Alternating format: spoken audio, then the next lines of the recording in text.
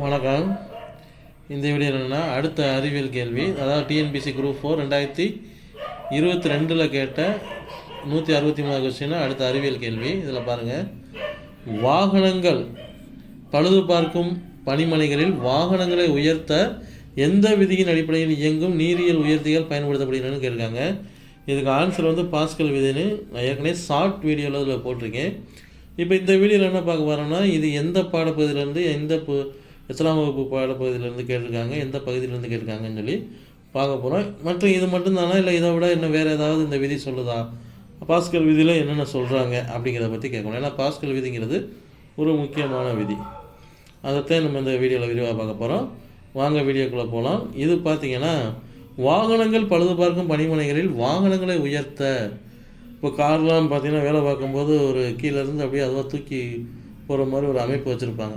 அந்த வாகனங்களை உயர்த்த எந்த விதியின் அடிப்படையில் இயங்கும் நீரியல் உயர்த்திகள் பண்ணணும்னா பாஸ்கல் விதி ஆன்சர். இது எந்த பாடத்தில் இருக்குதுன்னு பார்த்தீங்கன்னா, 8ஆம் வகுப்பு அறிவியல். 8ஆம் வகுப்பு அறிவியலில்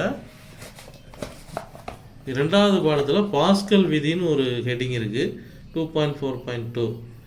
சரிங்களா? இது என்ன சொல்கிறாங்கன்னா, இதுதான் ஒரு ரப்பர் பந்தினை எடுத்துக்கொண்டு அதனுள் நீரை நிரப்பவும், பந்தின் புறப்பரப்பில் ஊசி கொண்டு வெவ்வேறு இடங்களில் சிறு துளைகளை இடவும், இப்பொழுது பந்தை அழுத்தி என்ன நிகழ்கிறது என்று உற்று நோக்கும். இதே தான்.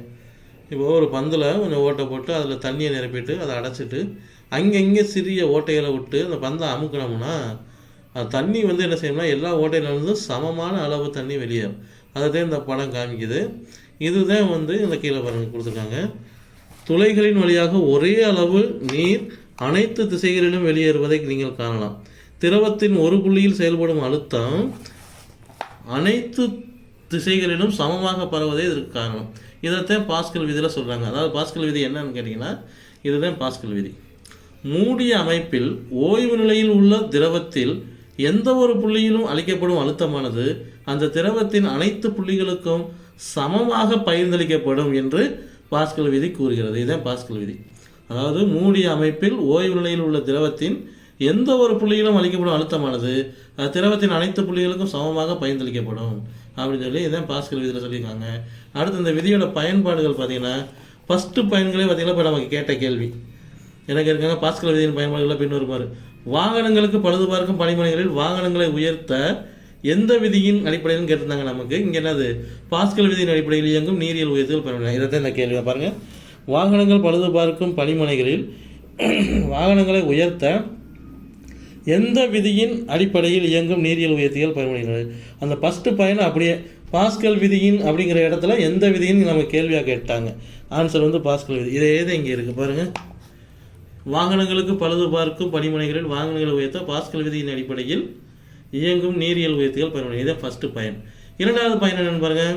வாகனங்களில் உள்ள வேகத்தடை, அதாவது ஸ்பீட் பிரேக் அமைப்பு பாஸ்கல் விதியின் அடிப்படையில் செயல்படுகிறது.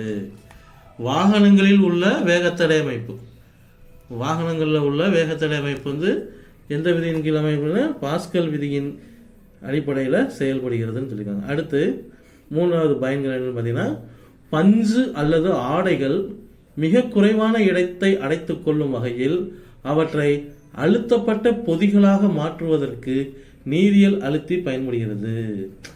இப்போ பெரிய பையில் கொஞ்சம் பஞ்சை அமுக்காமல் வச்சோம்னா அது என்ன செய்யும்னா கம்மியாக இருக்கும். அதைத்தான் என்ன சொல்கிறாங்கன்னா, பஞ்சு அல்லது ஆடைகள் மிக குறைவான இடத்தை இப்போ 1 கிலோ பஞ்சை ஒரு பையில் வச்சோம்னா அமுக்காமல் வச்சோம்னா அது நிறைய இடத்த ஆக்கிரமிக்கும். அதே தான் அமுக்கி வச்சா குறைவான இடத்தையே எடுத்துக்கும். அதுக்கு தான் பஞ்சு அல்லது ஆடைகள் மிக குறைவான இடத்தை அடைத்துக்கொள்ளும் வகையில் அவற்றை அழுத்தப்பட்ட பொதிகளாக மாற்றுவதற்கு நீரியல் அழுத்தி பயன்படுது. இது 3மே என்னென்னா பாஸ்கல் விதியோட பயன்பாடு. பாருங்கள், ஃபஸ்ட்டு பயன் வாகனங்களுக்கு பழுது பார்க்கும் பணிமனைகளில் வாகனங்களை உயர்த்த பாஸ்கல் விதியின் அடிப்படையில் இயங்கும் நீரியல் உயர்த்திகள் பயன்படுகின்றன. 2வது பயன் வாகனங்களில் உள்ள வேகத்தடை அமைப்பு பாஸ்கல் விதியின் அடிப்படையில் செயல்படுகிறது. 3வது பஞ்சு அல்லது ஆடைகள் மிக குறைவான இடத்தை அடைத்துக் கொள்ளும் வகையில் அவற்றை அழுத்தப்பட்ட பொதிகளாக மாற்றுவதற்கு நீரியல் அழுத்தி செயல்படுகிறது. இது 3 பயன்கள் பாஸ்கல் விதியோட பயன்பாடுகளாக இருக்குது. ஏற்கனவே ஒரு பயனை கேட்டதுனால இதிலிருந்து இன்னும் வேறு அடுத்த கேள்விகள் வர்றதுக்கு வாய்ப்புகள் இருக்குது. அனைவரும் பார்த்து பயன்பட வாழ்த்துகிறேன். வாழ்த்துக்கள். வணக்கம்.